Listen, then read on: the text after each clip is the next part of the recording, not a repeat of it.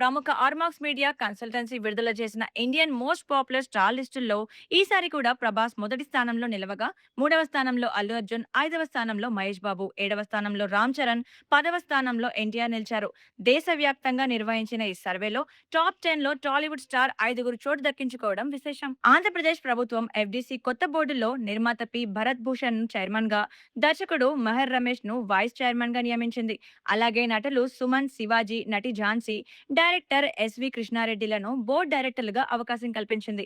Global star Ram Charan నటిస్తున్న Peddi promotions లో భాగంగా పెద్దికి ఆవాజ్ పేరుతో మే 23న భోపాల్లో భారీ ఈవెంట్ నిర్వహించనున్నట్లు చిత్ర యూనిట్ ప్రకటించింది. ఈ సందర్భంగా విడుదల చేసిన చరణ్ వీడియో సోషల్ మీడియాలో వైరల్ అవుతోంది. మెగా హీరో రామ్ చరణ్ నటిస్తున్న పెద్ది ప్రీ రిలీజ్ వేడుకకు నటసింహం బాలకృష్ణ ముఖ్య అతిథిగా హాజరు కానున్నారు. జూన్ 2న హైదరాబాద్ లో జరిగే ఈ ఈవెంట్ తో సినిమాపై అంచనాలు మరింత పెరిగే అవకాశం కనిపిస్తోంది. మలయాళ నటి అనస్వర రాజన్ కు టాలీవుడ్ లో భారీ అవకాశం దక్కింది. మెగాస్టార్ నటిస్తున్న మెగా 158 లో ఆయన కుమార్తె పాత్రకు ఆమె ఎంపికైనట్లు సినీ వర్గాల్లో చర్చ జరుగుతోంది. మరిన్ని అప్డేట్స్ కోసం మా ఛానల్ ని ఫాలో అవ్వండి.